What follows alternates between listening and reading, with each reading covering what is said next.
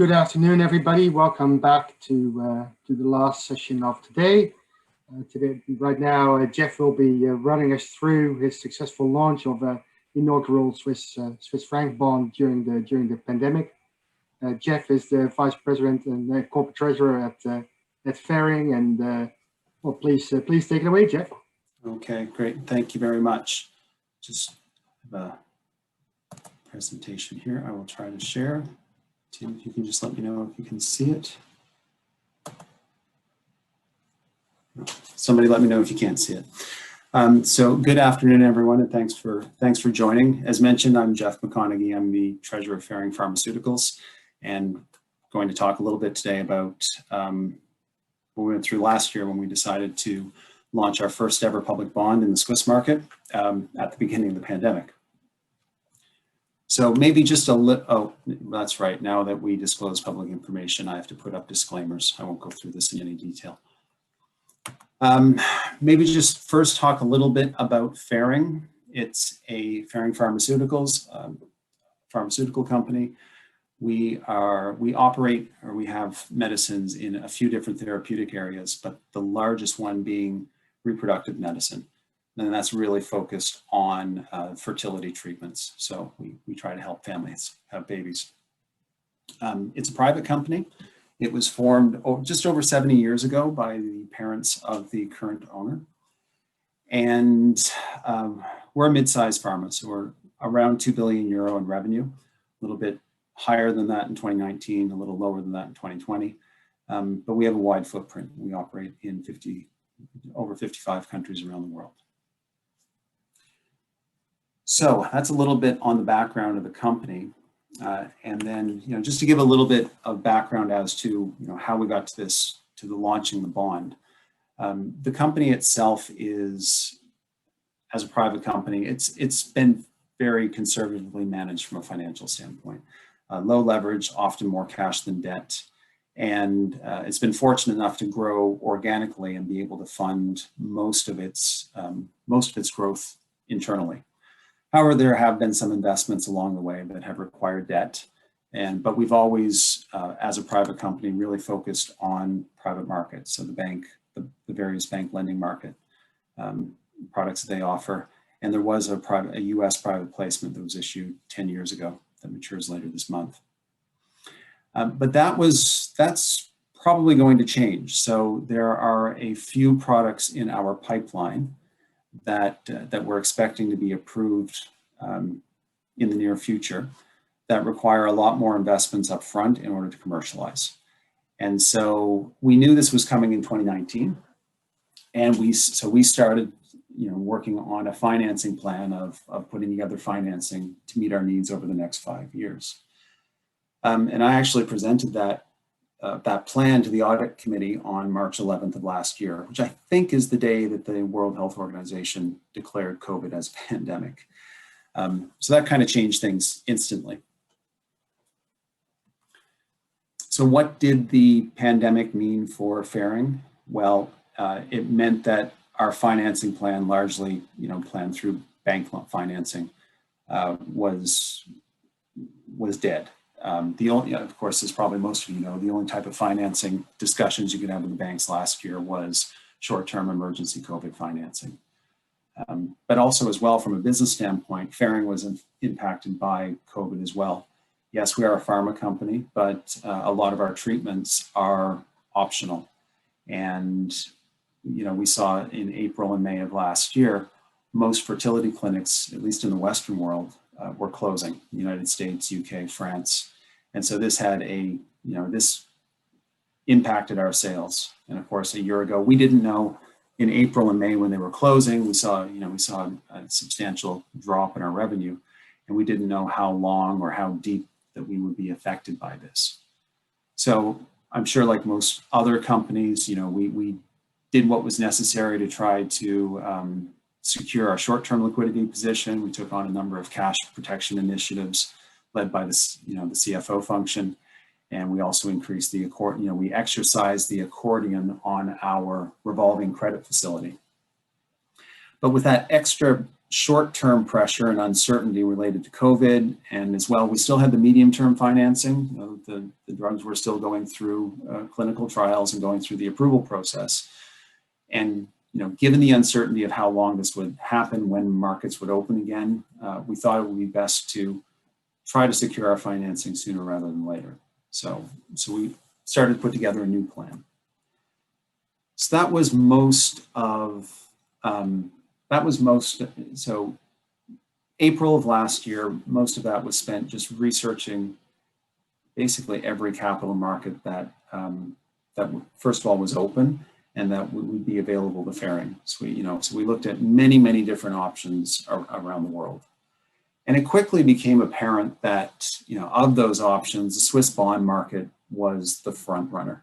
It was the one that we should really be focused on for a number of reasons. First of all, we are a Swiss head office, so this would be borrowing in our domestic market. We had several Swiss banking partners, who have deep knowledge of the bond market. And the market was open, and it does have reasonably favorable terms and conditions without any financial covenants for borrowers. So, all of this made it an obvious choice. However, there were some challenges.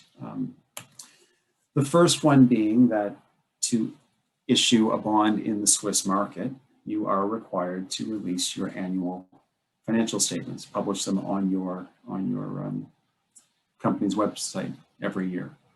And we were a private company. We had never released financial information before, and to be honest, it was very frustrating 4 years before when I was preparing for the interview to join Ferring. It was almost impossible to find any sort of financial information. So it became a discussion, and one that I think in most private companies, when you start to have these discussions, you're not sure where they're going to end up. So we started with conversations. We had a number of meetings with our audit and finance committee over the course of April, of course, explaining why we thought the Swiss bond market was the right way to go. Highlighting this as an issue, but also explaining why we didn't think it was an issue, and we weren't giving away any company secrets by releasing the annual report. And in the age of transparency that we live in today, we thought it actually could be seen as positive.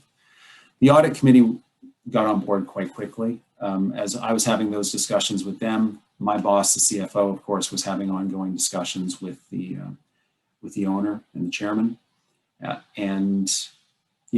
Maybe this is a little anticlimactic, but it actually ended up being a shorter conversation than we expected, or that I think it could have been. Obviously, very special circumstances last year, but by the first week in May, we had the green light to go ahead and pursue the Swiss bond. Of course, once we had that approval, there were still a number of issues we needed to deal with. The first one being that, in order to play in the deep end of the Swiss bond market, you need to have two investment grade ratings from public rating agencies. And of course, as a private company that had never really seriously considered a public bond before this, we didn't have those relationships. So we had to start from the beginning with rating agencies. Now, of course, you can always go the Moody's, S&P, Fitch route, but in Switzerland, the Swiss regulator also approves a few local regulators. And we decided to go with them purely because we thought it would be a faster process to get an approval through the domestic rating agencies rather than the bigger international players. And of course, we had a U.S. private placement, so usually you have to be considered investment grade to issue in that market. That had been a decade ago, and COVID was hanging over everything. So, there was a little bit of uncertainty of how the credit rating agencies would view us once we went through that process. So that was the next issue. The issue after that was time. So we got approval to go ahead in early May, And we just didn't know how long the market would be open. As everybody knows, things were changing every day, markets were opening and closing. So we wanted to make sure that we could do this as quickly as possible. And then even in a normal year, the Swiss market usually closes for the summer by the first week of July. So we had 2 months basically to make all the contacts that we need and get this to the point where it was priced. And then, of course, finally, we were at the start of the pandemic. We were all working remotely, and so everything was being done from home. And this was a new experience for not just Faring, but for the banks and for the rating agencies, and just getting used to actually having never physically met anybody that worked on this deal, other than my one relationship manager at Credit Suisse before that. Everything else was done by conference calls and video calls. So those were the challenges. So once we launched this, how do we structure this to make sure that we were successful? Well, first we had a very small core team, 5 people who led the project. So 2 from legal, 2 from treasury, 1 from corporate reporting, and each was assigned very specific tasks or deliverables and a timeline to do it. And I think that really helped. It was very clear on who had to do what by when. And then, of course, on top of that, we had the executive committee who was fully committed to the project and getting the deal done. And we were able to access the other people across the organization that we needed as we were advancing with the project. So whether it be on the presentation, getting input from communications or the commercial team or corporate development, we pulled people in as needed. And then, of course, the constant communication to make sure that we were still on track. So the core team would meet daily for 30 minutes just to see if there were any problems that we could help each other solve. And then, of course, the regular weekly meetings internally with a broader group just to make sure that we got everybody's perspective, make sure we didn't forget anything, and the regular meetings with the external partners as well. Then I would say, the last thing that we did is we constantly challenged that timeline.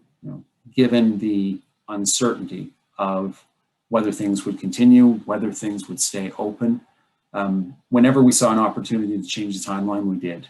So, at first, when you talk to the rating agency, you talk to the relationship manager, he says, well, we can do it by this date. But then you start to talk to the analyst who's going to prepare the report, and he says, well, if you can get me this information by this date, I can do it a week earlier.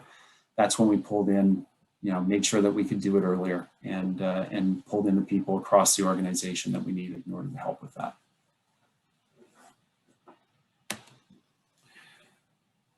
So just a quick, kind of timeline of how this happened. We engaged Credit Suisse along with the 2 other Swiss banks on a Friday. That following Monday, we initiated discussions with the rating agencies. By the end of that month, we had our presentations, or early into June, we had given the presentations to the different rating agencies, and that gave them almost 3 weeks to prepare, do their analysis, ask more questions, prepare more reports, and then prepare the final reports. There was another issue because suddenly there was a lot of interest in the Swiss bond market, and so there was a bit of a backlog of work with the rating agencies through this as well. So, but we managed it in a way that we were able to get things done when the windows of opportunity presented themselves. So the presentation went, on the 24th of June, which was at least a week before the original plan. So we managed to move it in a bit. Everything, normally it's a roadshow. There was no roadshow, of course. It was just one investor or conference call for all investors across Switzerland. And then we priced the bond the next day and the swap as well. So the Swiss bond market, of course, is a Swiss franc market. But we operate in euro. We needed to swap to euro, and so that was a separate stream of work that was done while others worked focused on the actual launch of the bond. And then, as typical in the Swiss market, the proceeds were received 2 weeks later. So just an idea of the deal. So we ended up doing a 5-year bond, 270 million francs at a coupon of 105, which I think an effective rate of about 1.03%. And as you can see, we did, well, of course, we issued the bond, so we did manage to get the investment grade ratings that we needed from the rating agencies in order to proceed with the bond. Maybe just final thoughts on this. What did this bond issuance during a pandemic teach me, or maybe remind me, since the last financial crisis 10 years ago? I mean, first of all, you never know what's possible until you ask. In normal times, we probably would never have even asked about the possibility of releasing financial statements in order to enter into a public market. We did. And it was, like I said, it was a relatively short period of time that decision was made, and we were given permission to go ahead with that. Next thing, topic of an earlier discussion today, I firmly believe we had to, keep your bank relationships strong. I mean, yes, at the beginning of this, we were planning to borrow from the banks. They were no longer able to do that, but they quickly pointed us to an alternative financing option.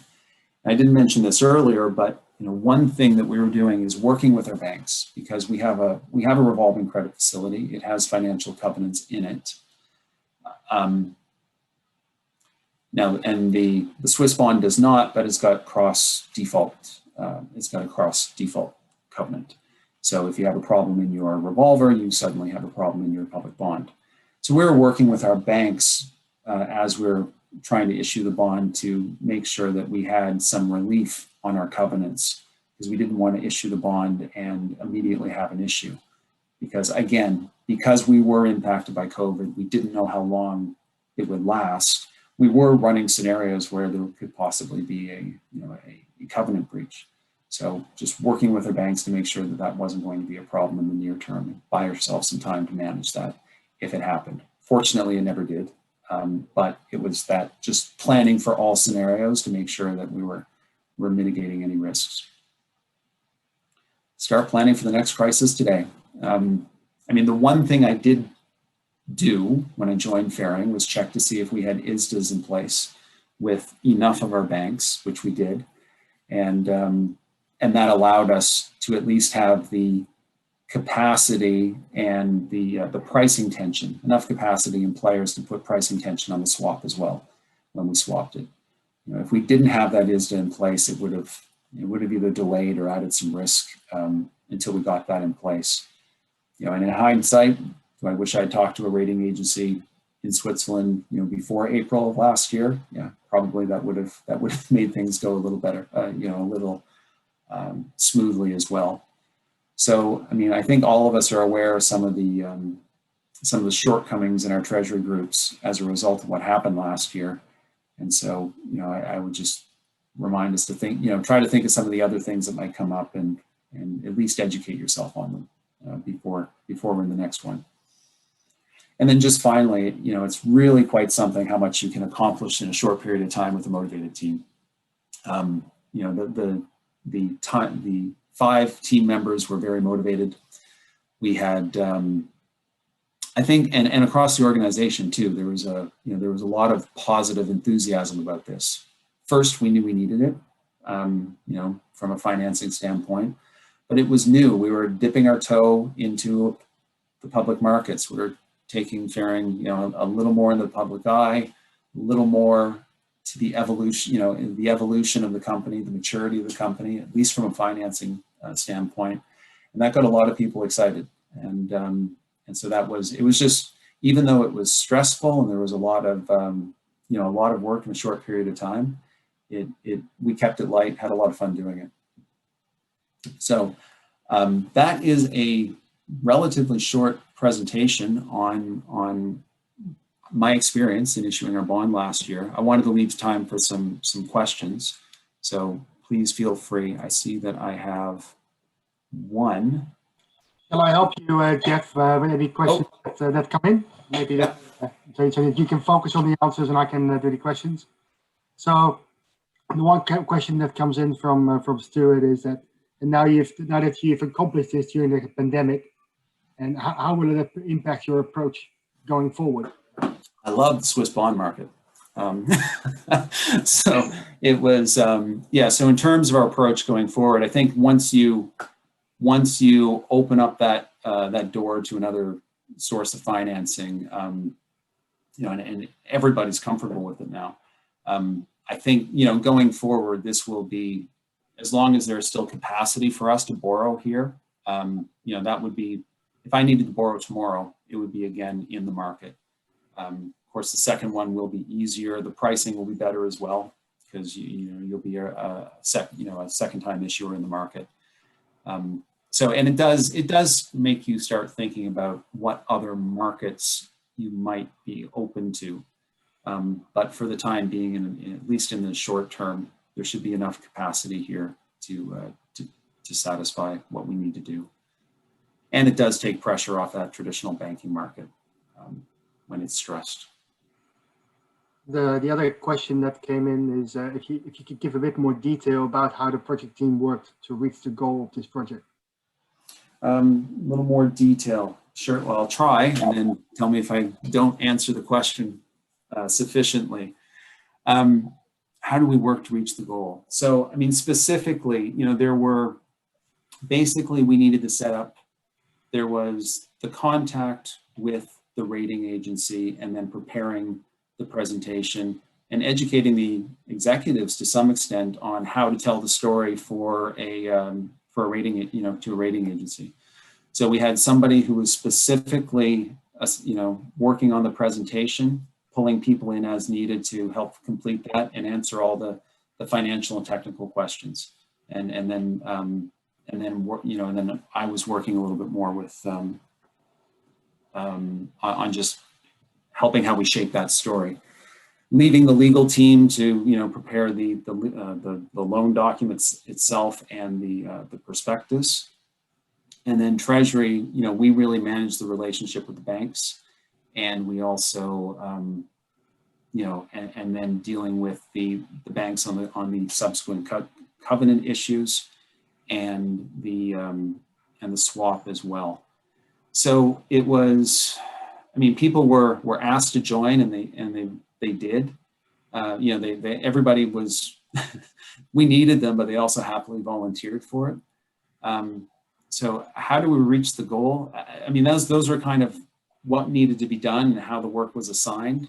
I really would go back to that, making sure that you have those regular meetings. And like I said, we tried to keep it light, even though we were in a stressful situation. We just tried to have, fun and, laugh when we could. I don't know if that really answers it, but. Well, maybe we'll see if it comes in. So maybe a question from my end.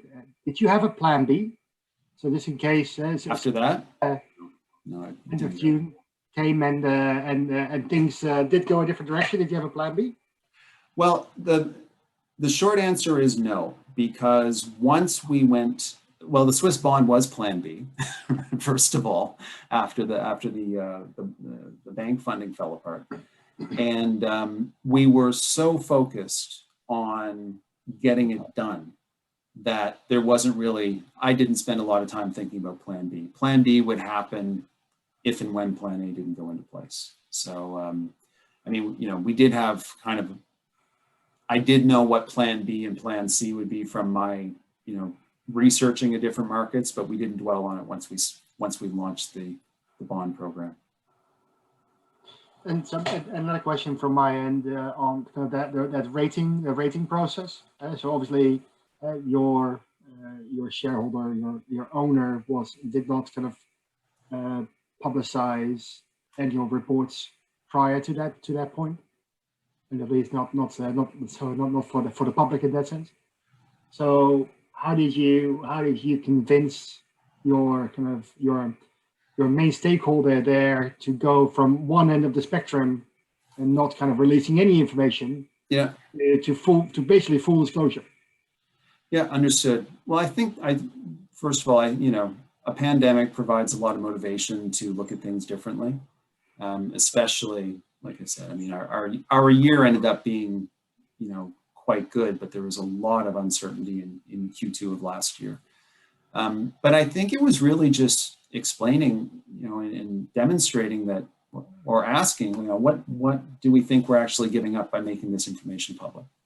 And because a lot of the information you can kind of find through the various pharma research groups that disclose, revenue numbers and that sort of thing. So, I mean, I wasn't party to all the conversations with him or any of them, but I think it was just more that approach of really getting comfortable about thinking, well, what am I giving up by doing this? And, and I think just weighing that against the benefit of doing it, got us to the right decision. And a question from Charlene around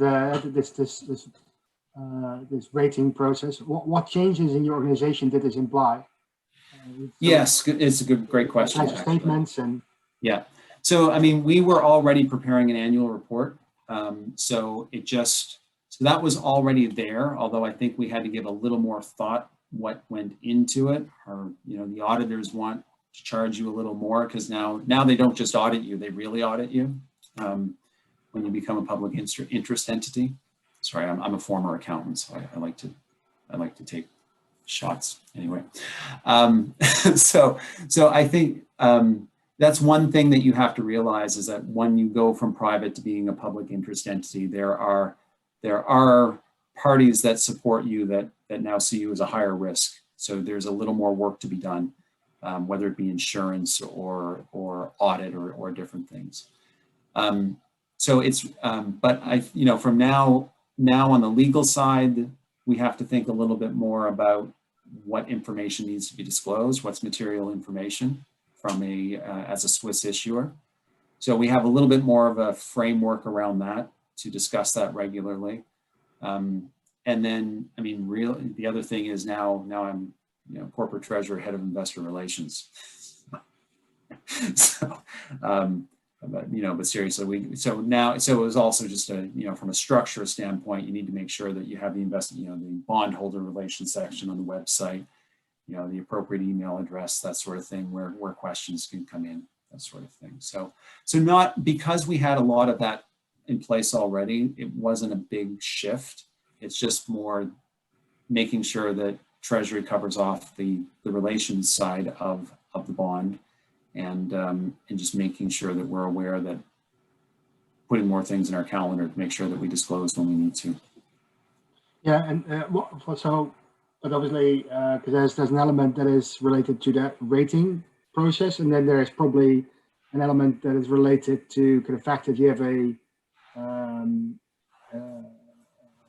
instrument that is kind of on the exchange, right?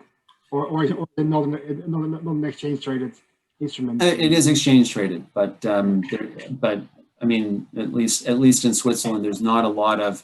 I mean, there's some disclosure. We need to make sure that we communicate the disclosures to the SIX, the Swiss regulator, on time. Our banks kind of help us,